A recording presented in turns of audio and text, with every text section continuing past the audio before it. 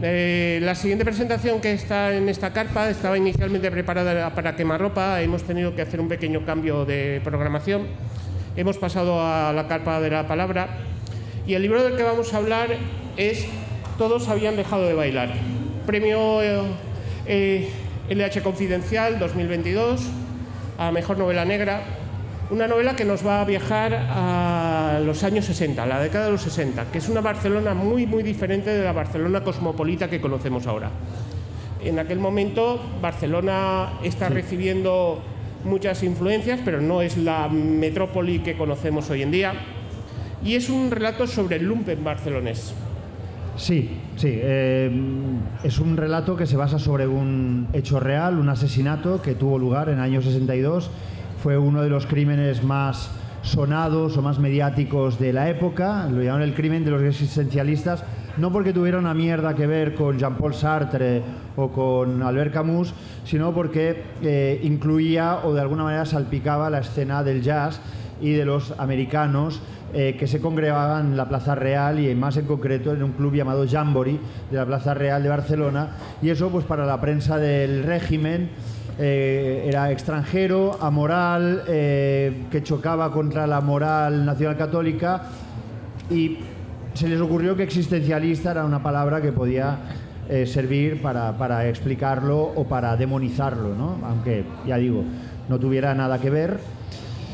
Y sí, o sea, es una Barcelona en la que está la sexta flota, los marineros de la sexta flota ya instalados en sus bajos fondos, donde el jazz se convierte en una música, vuelve a ser una música popular, una música al alcance de todo el mundo gracias a clubes que crecen y prosperan en estos bajos fondos barceloneses, y donde ocurren muchas cosas con el permiso de las autoridades, siempre y cuando estas cosas ocurran en un determinado cuadrilátero que podría ser, o sea, que es el barrio chino o los bajos fondos, el distrito quinto de aquella ciudad, que entonces era una ciudad de provincias de un país tercermundista que evidentemente estaba muy lejos de ser un país europeo. Espero haberlo explicado bien. Sí, de hecho, uno de los momentos de la novela que más me ha gustado es cómo va introduciéndose esa escena del jazz. Viene también, son los primeros pasos del rock and roll.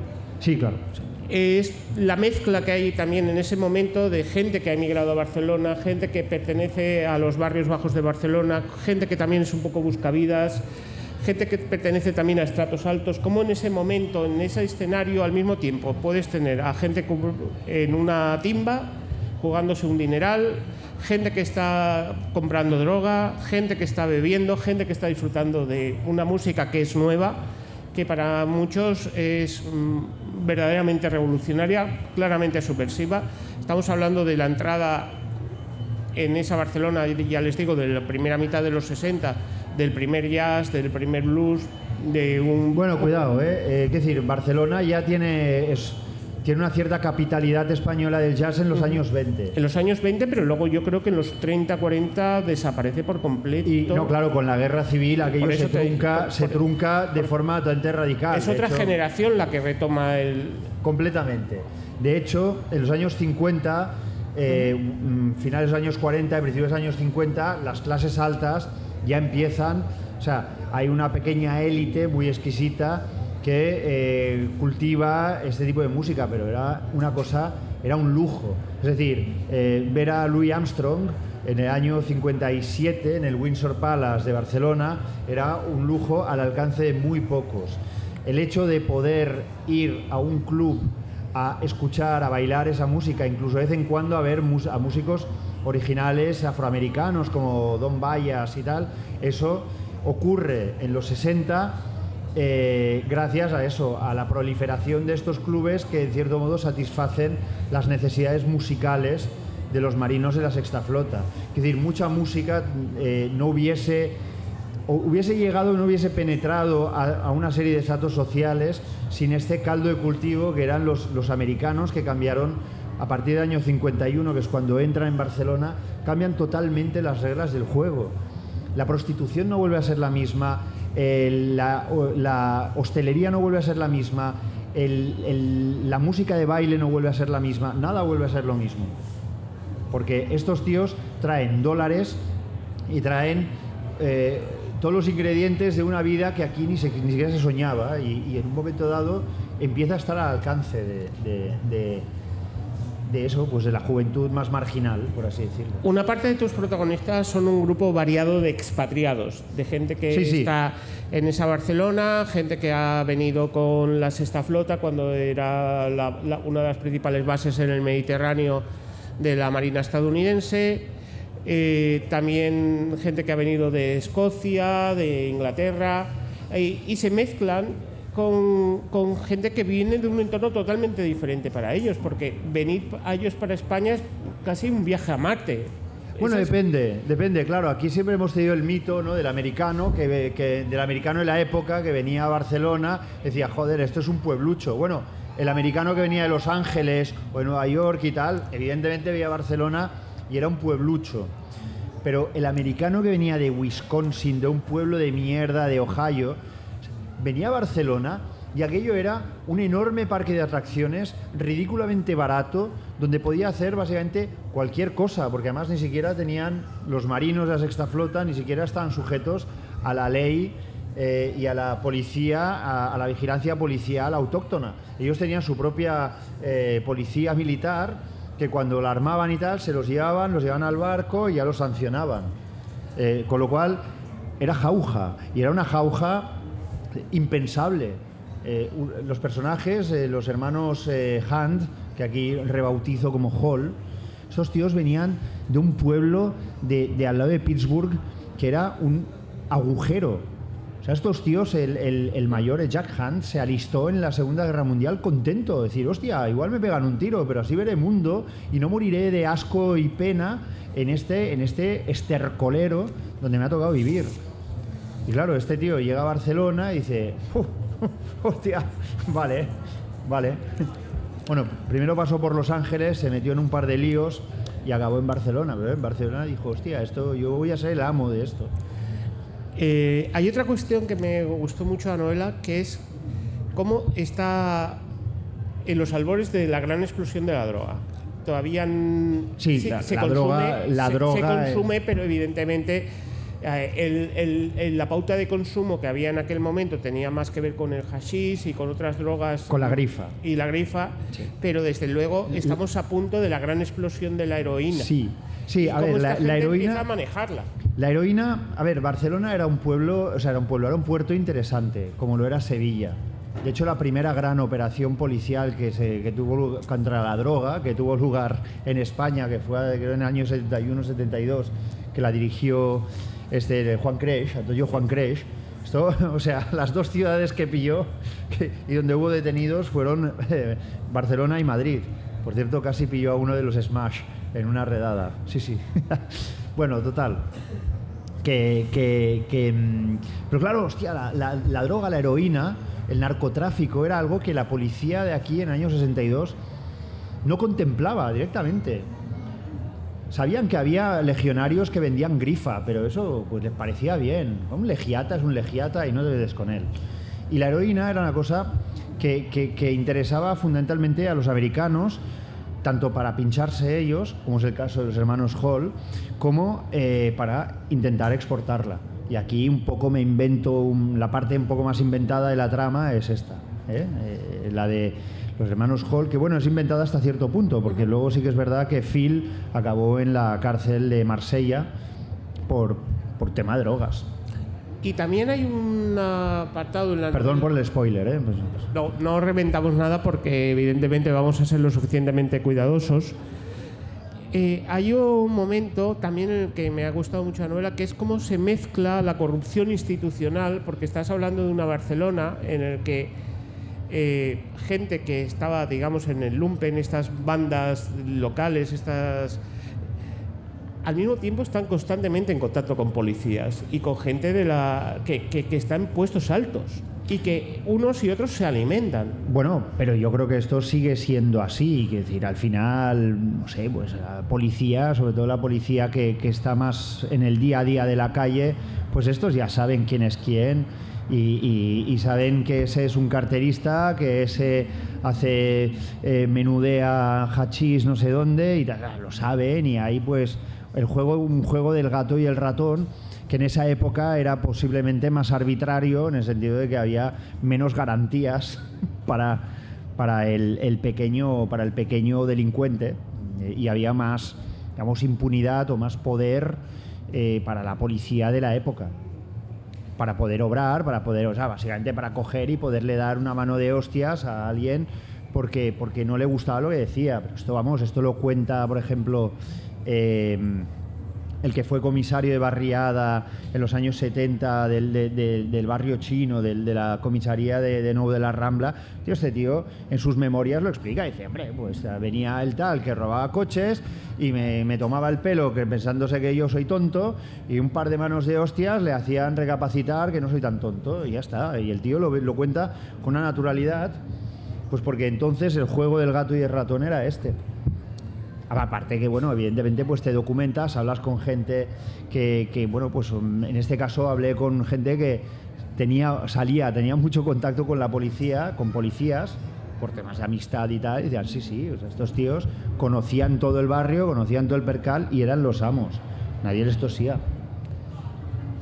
Yo quisiera que nos hablases un poco de la labor de investigación, de documentación para esta novela. Divertidísima. Yo me lo he pasado de puta madre, pero de puta madre. Me lo he pasado muy bien. ¿Dónde fuiste? ¿Con quién hablaste? Vale. ¿Dónde fui? Evidentemente, hemeroteca. Evidentemente, bueno, hay un par de libros que tratan, además perfecto, pues se complementan súper bien, que son los libros que hasta la fecha trataban este crimen. Uno era el Jazz en Barcelona, 1920-1965, de Jordi Pujol Baulenas, y te lo cuenta enmarcado en un contexto musical. Es decir, te explica la historia del jazz en la ciudad, y dentro de esta historia del jazz te hace un relato minucioso en esa clave.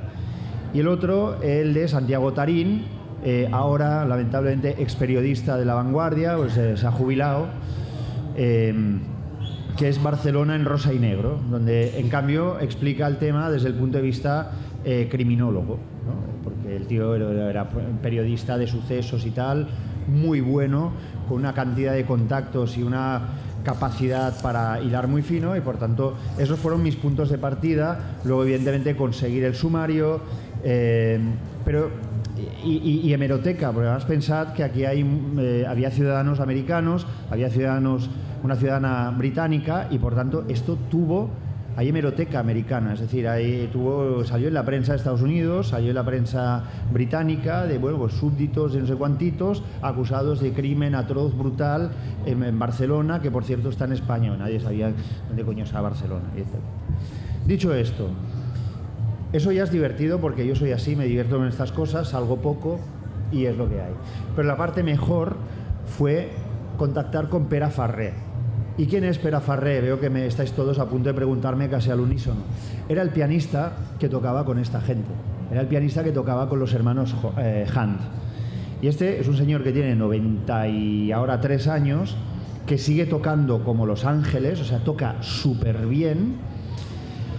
Y el tío, pues claro, es un señor súper amable, que me contó un montón de anécdotas.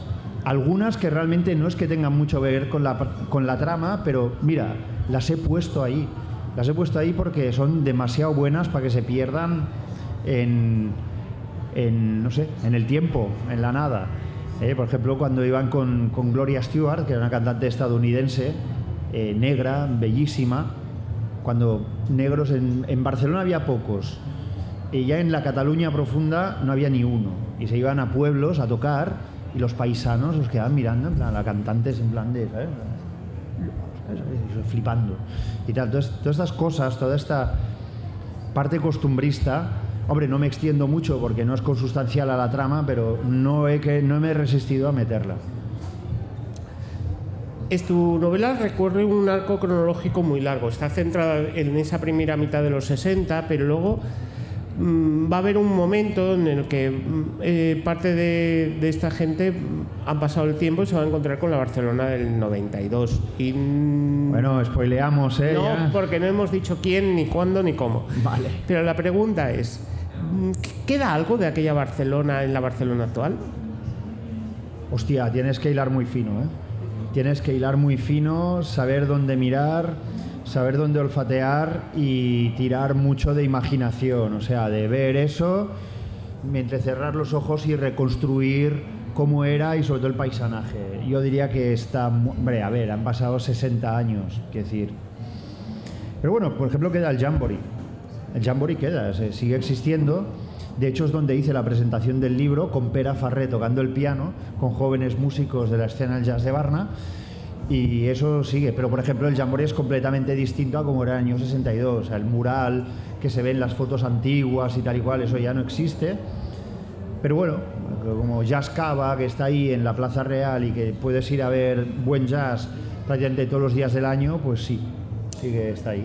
Evidentemente la música es uno de los puntos clave de esta novela, pero hay otra que está muy bien retratada, que son esas explosiones de violencia. La violencia está muy bien dosificada, pero es un hardboil, en cierta forma, la novela, o tiene un componente en algunos momentos.